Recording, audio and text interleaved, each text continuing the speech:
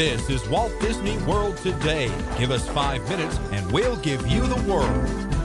It's Monday, August 3rd, 2009, and this is episode 599 of WDW Today. I'm Matt Hochberg of StudioCentral.com. Boy, I can't wait to see what we got planned for 600. Joining me on today's show is Mike Newell of Mouse World Radio. Mike, Len's in Walt Disney World this week and ditched us for it. Fair or foul? Well, it depends on how you look at it. To us, it's foul. To him, it's fair. But come on, just say he's a jerk. You can say it now. No, anything Len does is brilliant and enticing, and he's the most wonderful person that I've ever met. So I can't. You will not get me talking bad about him. That's right. Certainly not when he's paying the bill for a meal. At least not while I'm recording. I mean, Joining me on today's show also is Mike Scopa, a senior feature writer and blogger for allears.net. Happy August, Mike. Happy what? Episode 599. Happy August. what? August. I thought you said happy olives. Happy olives, everyone. Great day today. Hang on to them hats and glasses. Mike, are you just getting desperate with these? Because they're not even like, these are like Big Thunder Mountain. Yes. Well, on today's show, we're going to talk about how to kill an hour. And what you mean by this is, let's say here's a situation. To the show. You're in one of the theme parks, and you basically got to kill an hour. You've got, let's say it's 4:00 in the afternoon, and you've got dinner at what is that? To kill an hour, so that'd be 5:00, right? So, boy, the math is really straining me here. Without Len, I don't know how we do this math on this show. So you got to, to kill an hour. So you can't just say, well, I'm Magic Kingdom, I'll go on Space Mountain. What if it takes more than an hour? You know what I mean? You got to be there on time. So you got to make sure it's less than an hour, but also you don't want to show up ridiculously early. So we're going to go park by park and say, how would you kill an hour in the park? So we're going to start in the Magic Kingdom. I think it's a good place to start. And certainly, guys, I'll give you the benefit of you guys saying it depends on the time of day, and you'll have to back that up by why you would say that. But let's say Magic Kingdom.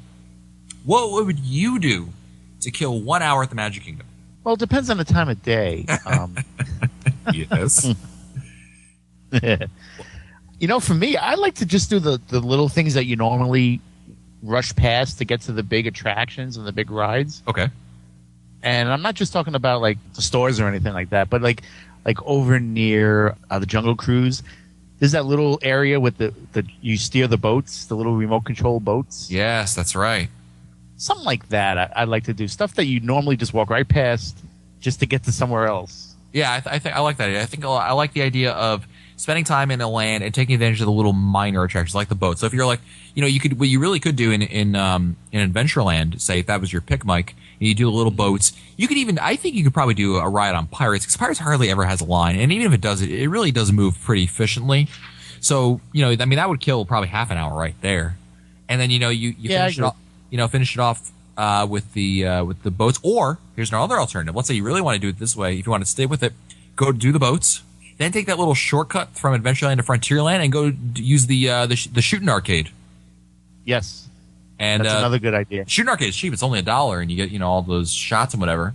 So you do that, and then I think I'm thinking of a trifecta here. One more thing you could do. So you got the remote control boats. I think it's Drunken Ned's remote control boats. You've got the Frontierland shooting arcade, and then I would round it off with a nice ride on the Tomorrowland Transit Authority. Kind of relax a little bit before. It's funny because I was going to say ride the Walt Disney World Express around the perimeter of the park. That's a good pick, Mike. I like that. I don't think I've done that in a long time, to be honest with you. Go taking the train. Where would you get on the train, Mike? Again, it depends upon where my reservation is. I think I would I'm thinking I'd get on this Splash Mountain and just ride it around there because that's sort of right in the middle of the park. Yep. Do that. And the other thing I'd probably do to get away from the beaten path and to get away from the crowds, take that walk from Mickey's Toontown to Tomorrowland and sit on the bench there and just watch the trains go by and wave to the people. And oh, yes. I've done that many times. Yeah, I would do that. And just a note, during Halloween, that path has the best candy. Yes, it does. It has the best candy. Absolutely. I think the train idea is great, Mike. I hadn't considered that one, and that's a great thing. I know that a lot of times I know that we really I don't know about you guys. I hardly ever take the train at all because it's not the most efficient means of getting from point A to point B. But and certainly in order to kill time, I think that'd be a great idea to do one full loop. Oh yeah. And what's great about it also is let's say you get maybe it takes a little while for the train to get there, and you're a little concerned about time. You can always hop off at the next stop, and then make up for it. So it's not a huge commitment on your part. I think that's a good. I think you all have some pretty good ideas over there. I'm trying to think if there's anything else that I would do that would differ. I was kind of on Newell's wavelength there, although I really like the train idea now. To be honest with you. Thanks. Okay, well, I think that's easy. I think those are two good options for Magic Kingdom. Let's move on to Disney's Hollywood Studios. And since I didn't contribute much to the Magic Kingdom one, I'll add one over here. My favorite thing to do is go check out a Streetmosphere show. Yes. Check out the Citizens of Hollywood over there. They have some wonderful shows. And, we're big fans of Francis Flute, who's been on the show many times. But, a new favorite of mine, he is really talented. You got to check out Jack Diamond's show. He does these magic shows by himself, and it's really not cheesy magic tricks. He really does amazing tricks. We stood right in front of him saying, how the heck did he do this? Yeah, it's crazy. It's entertaining. It's really great. So I really like that'll kill about half an hour for you right there. Go check out those shows. And what I like to do also, even if there's not one particular one you want to commit the whole time, spend 10 minutes at one show. Then walk down Hollywood or Sunset, you'll see another show. There's at least 2 or 3 going on at any given time on when they're out there. So check those out. I think that'll be a good opportunity for you to spend your time there. Anyone have any other suggestions for the studios for killing an hour? There's always something new that I discover in One Man's Dream every time I go into that attraction. It's usually there's no waiting. You can go in there if it's a very hot day. It's a nice place to cool down and just relax. There's always something new I see there. I'd like to do that.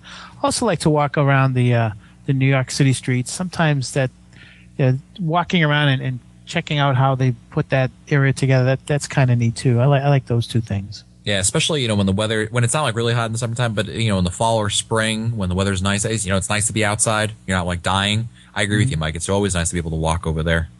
The other thing that would be also really nice, I would add, is if you go to at the end of the Magic at Disney Animation Tour, they have the production gallery which you can go into, and they have all these they're not really props per se, but they're storyboards and knickknacks from the movie and what have you. And there's whatever the latest Disney movie is, and it's really interesting to see a lot of the things they have over there. For instance, right now.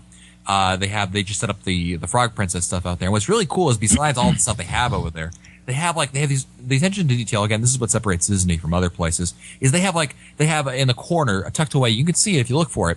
There's a cookbook over there, and it says it's underneath a pot, but underneath it is the cookbook, and it says everyone can cook, and that's from Ratatouille.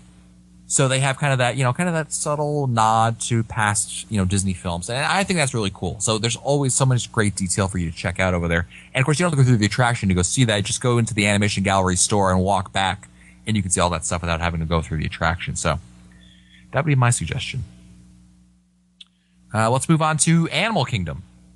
So Animal Kingdom's got a lot of, if there's one park to kill an hour, and this one I have to give credit where credit is due. I mean, there's a lot of little things here for you to check out. Yeah, there's a lot of sinkholes there. Yeah, tiny sinkholes. There's a lot of great things to waste your time over there with. All right, so Newell, what's your choice for Animal Kingdom? I would take one of those walk trails to walk around and look at the hello. Sorry. There's a couple of really neat hiking trails or walking trails, if you will, that take you to a lot of cool places. That's always good to kill an hour. Yeah. I can kill more than an hour in one of those. The kind that they give you, you get the little piece of paper with all the different animals on it, all the different butterflies and the different birds, and you get to walk around and try to pick out what's on the chart and it's kind of neat. Yeah, absolutely. They have the Pangani Forest Trail, which is and they have the other one, which is a name I never remember. I can't remember. Usually, I think it reminds me of boring, but but I mean, my wife loves the stupid naked mole rats, which I think are absolutely disgusting. They're so cute. Oh my god, I have to walk. I cannot go in the building. You have the option of going in the little building or going around the building. I go around the building because I cannot look at them. They're not dinosaurs now, Matt. Yeah, but they're rats. They're cute. No, they're mice. They're rodents. Yes, exactly. You haven't you seen Poltergeist? No. Okay. Animal Kingdom also add, along. They also have these great little shows. I mentioned this on another podcast, but around the Discovery. You on another podcast? No, another podcast. You traitor. No, that's Scopa. Around the the Tree of Life, they have this. The only entrance I know how to get there is if you're walking from Discovery Island to Asia, but just before you get to Africa, rather. But just before you get from Africa, on your right hand side, right before that bridge, is a little entrance. It looks like it's leading to nowhere, really. But they have these really neat exhibits over there for you to go check out. And I find them much more interesting than the exhibits that they have when you first walk in the park. I think are utterly boring. They have like ducks and things that I don't care about whatsoever. But the animals, the exhibits they have around the tree, I really think are really cool and really interesting. And they're hidden, they're covered, so it's not so hot over there, which is also very nice. So that'd be my pick. Scopa? We're talking Animal Kingdom. Yes. I don't know how you guys missed this, unless I missed it. Rafiki's Planet Watch.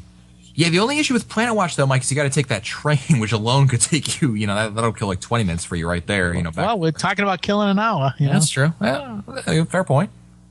And I'm surprised you haven't mentioned your lady friend over there, Mike. She's very, I can't think. Divine? Divine, yes. Well, I can't just hang around with her for an hour. But I mean, she can easily kill a lot of time there, especially if you kind of like, step back a little bit and watch people's reactions to, them noticing her. Yeah, I could stand there for about 20 minutes and watch that. Yeah, people just, I mean, they look at her like she's an alien. All she is a person on stilts, that walks very slowly and hangs onto the side of the building. I haven't seen her in a while. I think it's been like almost 2 years since I've seen her. All right, let's move on to Epcot now. So Epcot, we got to waste an hour over here doing something. What would you guys do in Epcot to spend an hour? Interventions would be the first place I thought of. Yeah, me too. That was my first thought too. That's not a bad idea. What about now I'm thinking about it now, how they've just added the Kim Possible attraction over there. That might be a good one. I mean, you'd have to kind of plan that out a little bit in advance. But I mean, there's really nothing keeping you from getting the communicator, doing it for an hour and then coming back and doing it later, right? Yeah, that's a great idea. It would take you to do longer than an hour to do all 7 countries, but you could really quickly do 1 or 2 countries real quick. Yeah, absolutely. I'm thinking, the other. I mean, it's not going to kill an hour, but I do enjoy whenever I have some downtime, stopping at Club Cool, checking grabbing getting a drink. Beverly, nice big shot of Beverly. That's right. What do you think, Scopa? Yeah, I mean, I think stand by my original thought and that is interventions. If you take your time going through interventions, there's a lot of things that you can enjoy. Take your time. It's very easy to burn an hour there. I was also thinking, and I haven't been in this place in a while.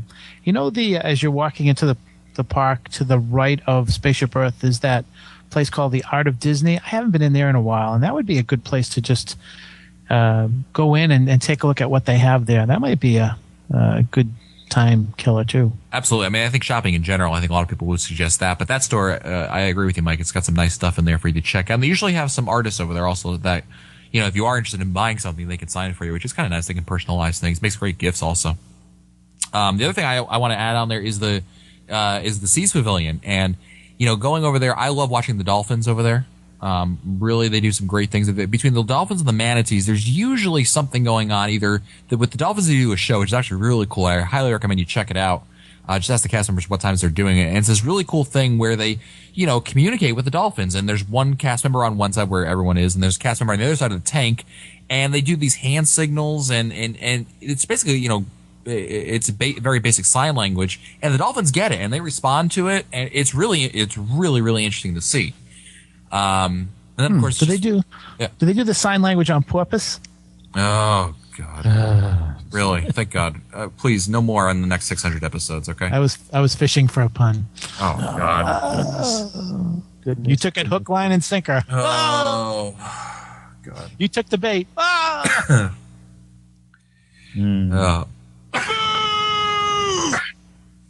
Thank you, Mike. The other thing I want to add is also the manatees. I mean, they're not quite as animated as the dolphins, but it is pretty cool when they feed them and they talk about them. And of course, I always can't help but make fun of the smaller manatee whose name is Lou. It just makes so many great jokes. It's just funny that the smaller one is called Lou from the other one. So just say that. But lots of great stuff over there. Great way to spend an hour over there. And if all else fails, if you want to get an hour off your feet, I really like the idea of going to doing Living with the Land. It won't. There's hardly ever a line there, and the attraction is only about 15-20 minutes. So that'll give you some good time, and you get to sit down the entire time. It's very relaxing, all air conditioned, and it's interesting. The same can go for the Spaceship Earth too, because in the afternoon usually the line is very thin. Yeah, I would say probably, Mike, it wouldn't be a good idea in the morning, but by afternoon it's always almost. Yeah, if you want to run to the front of the park, get on and go back to wherever you're going. But Matt, you mentioned Living with the Land. I did that a few weeks ago, and for the first time, I did it at night. And I did it just before illuminations began. And so when we got to the areas where they had all the things growing, the greenhouse, the hydroponic, I forget what they call it, hydroponic stuff. As we're going in, we could see illuminations. We could see the fireworks. It was pretty cool. It was pretty much different than I had ever seen. I really recommend doing that at night, but you'd have to sacrifice illuminations. Yeah, that's interesting. Yeah. It's a good option right there. Cool. Well, those are some options that we use to kill an hour, and certainly I'm sure there'll be some listeners. I know someone's going to come up with something, and I'm going to be like, oh, why didn't I say that on the show?